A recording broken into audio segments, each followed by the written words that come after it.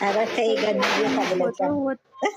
ውይ እኔ ትቼዋለሁ እኮ ይሄን ፈርቼ እኮ ነው። እኔ እኮ ውስጤ ነው የመጣው። ልጅቷ ውስጥሽማ ብዙ ነገር ይመጣል። እኔም ልጅቷ እኮ ደረቅ ነች። አንቺ ተዋናይ እኮ ነሽ ልጅቷ። እኔ ግን ይቅርታ አድርጉልኝና እኔ ራሱ ነገ ማለት ነው ብሩኬና ሃይሚ በአንድ ሳይዝ ይይዙና ልጁና ልጆችና ልጆች አጋፍጠው ይሄዱበት ለ8 ቀን። አዎ እየተጠራሩ ሌትስ ጎ እንደሱ እኮ ነው። እቺ ልጅ እንዲሄድላት ፈልጋለች። በአንዴ ስንት ነው የገባችው ዛሬዬ?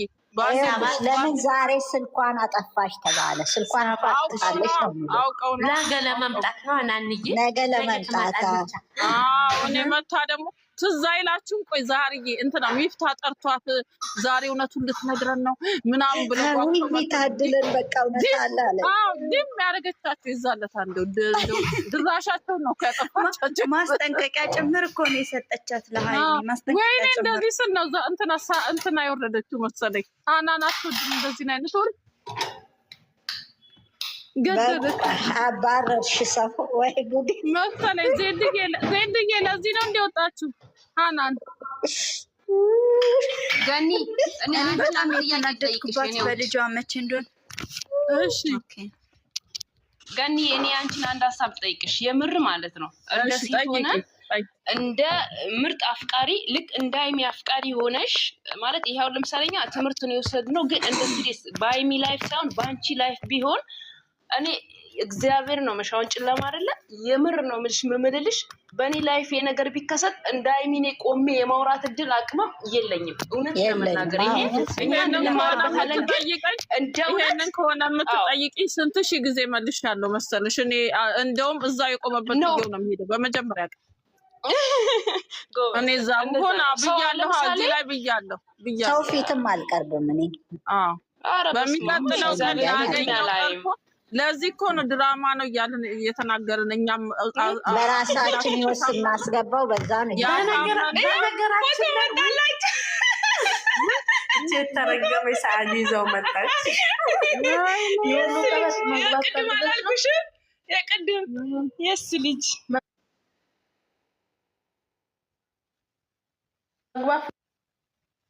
ልጅ መግባት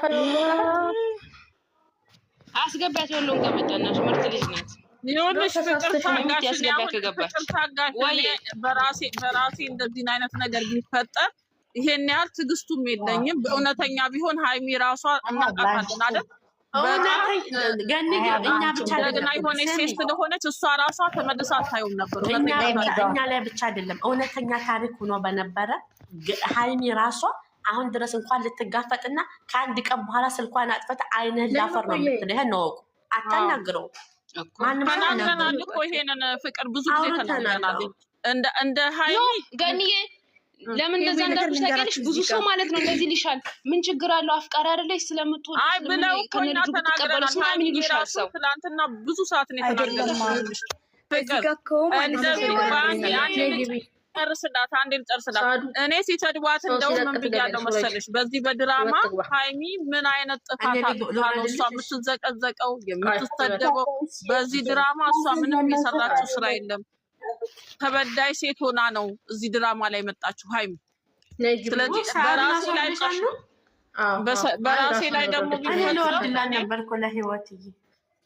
በራሴ ላይ ደግሞ ቢፈጸም እኔ ጭራሽ አይኑንም አላየው። አረ የሄደበትን መንገድ ነው ያላየውም። እግዚአብሔርን በቃ በሚቀጥለው ምን አደርጋለሁ መሰለሽ? በሚቀጥለው ቀን ወደ አዲስ አበባ ሄድና እቃዬን አውጣለሁ። ህይወት እንዴት ነሽ? ሰላም ነሽ? አለንልሽ ማረኝ። ደህና ነሽ? ነኝ ህልሜና መቼ ነው የሚያልቀው? እንዳትዪ። አይ ምን አለቀ? አለቀ። እንዴት ነበር በዓል? ህይወት እንዴት ነው ያያችሁት አይደል?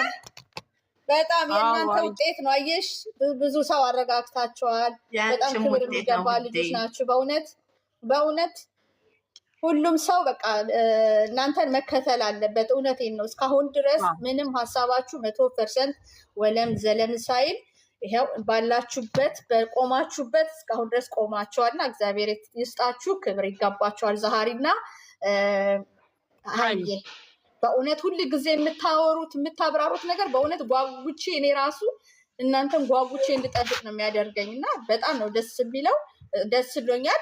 ድራማውም አልቋል። በቃ አለቀ እኮ በቃ ተፈጸመ አይደለም? በእኔ በኩል ተፈጽሟል። አንቺ ራሴ እኔ እኮ ህይወት ቢገባኝ ራሱ ሀይሚ ጋር ነው ቶሎ ብዬ የሆነ ቤት ስገባ ለሀይሚ ነው ለእነሱ ነው ሼር ማድረግ ደስ የሚለኝ። ከእነሱ መስማት ፈልጋለሁ እያወኩት ትክክል። ሲያብራሩት ደስ ይለኛል። በጣም ሁን በቃ ልብ ብለሽ በሚጣፍጣፋቸው የሚያወሩት ወዝ ቀዝ የተጨመረበት የሚወራው ነገር ደስ ይላል። እግዚአብሔር ይመስገን። ቀን ይጨመር ውዴ ፍትለኛ አለ። አይ እኔ ይበቃኛል። ጨመር ይችላል።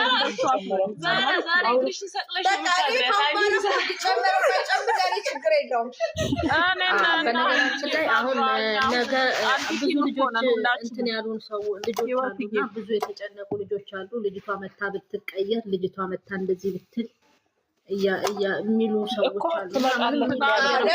ነገር የለም አይቀርም መቼም ደፍነው ለምን መሰለሽ አሁን እኛ ጋር እነዛ ሀራም ምናምን እያብራሩ ሁላችንም ገብቶናል አይደል? ሌላ ቦታ ደግሞ በአት ጥያቄ እኔ በመዝገብ መሰለኝ የተጻፉ ጥያቄዎች ራሱ ሳስቡ ብዙ ጥያቄዎች አሉ። በትክክል ጥያቄ ያስነሳል። ለምን እኔ እዚህ ጋር አሁን ብናገረው አንዳንዱን ልነግርሽ ይችላል። የተወሰነው ብዙ ጥያቄ ቀርቦበታል። ልጅቷ መምጣት አለባት፣ የልጅቷ ባል መምጣት አለበት። ዩቱብ ላይ ለምን እንደሆነ ታውቃላችሁ? ልክ ናቸው። ድራማው ላዝም ሀይሚም እኮ እሱን ሁሉ ጥያቄ መለሳል ነው። እሱን ሁሉ ጥያቄ መለሳሉ።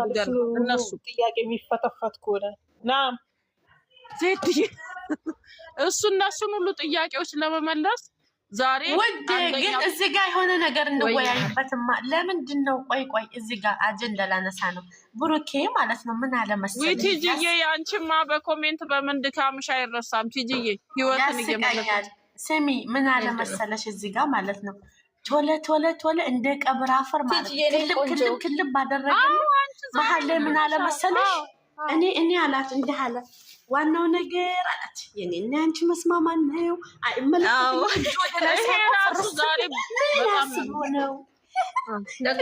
ለዚህ ማለት ነው ይኸውልሽ፣ አሁን የሰው ጭንቅላት ውስጥ ጥርት አድርጎ ሊያስገባ ሀይሚ ነበረች ልጁን ይዛ መምጣት የነበረባት። ምክንያቱም አሁን ጥያቄ ያስነሳል።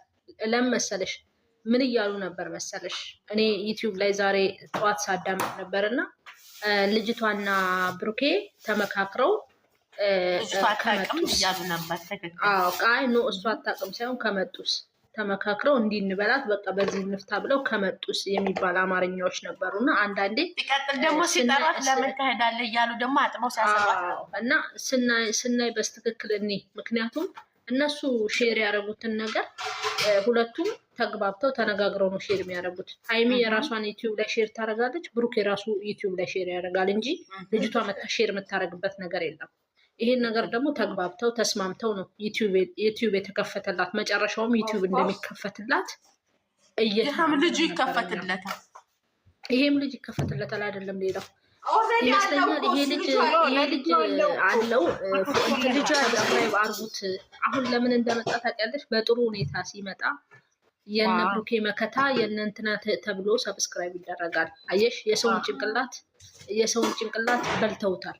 ገባሽ? በእንደዚህ አይነት ነገር እንጠቀማለን ብሎ በልተውታል። እና አሁን በጥሩ ሁኔታ አስታረቀ በሚባለው ሰብስክራይብ ይደረጋል። ማርያምንና እግዚአብሔርን ያከበቡታል ቢኖረኝ ማርያምና እግዚአብሔርን ያለበት ልጅቷ ድሮም ጀምራ ፍቅረኛው አይደለችም የብሩኬ አይደለችም። ዛሬ ግን እሱም ደገመው ለልጁ ምን አለው?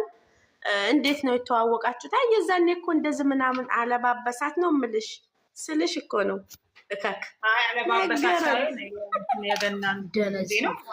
እሱ በትክክል አንዳንዴ ምንድን ነው መሰለሽ የሰው አስተሳሰቡን ማለት እኔ ላስ የሚባል ሰዎች አሉ።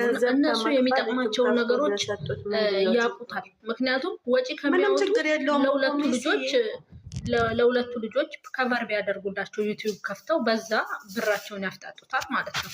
እነሱ የራሳቸውን ኪሳራና ትርፋቸውን ያውቁታል ጠንቅቀው ነው። ቅድም ገነት የጠየቀችው ጥያቄ አለ። እግዚአብሔርንና ማርያምን ብሎ እየማለበት ለምንድን ነው ብላ የጠየቀች ነገር አለና እሱ ውሸት ማለት ስላላደረገውም አምኖበታል። ጭንቅላቱን ስላሳመነው አሁን መጨረሻ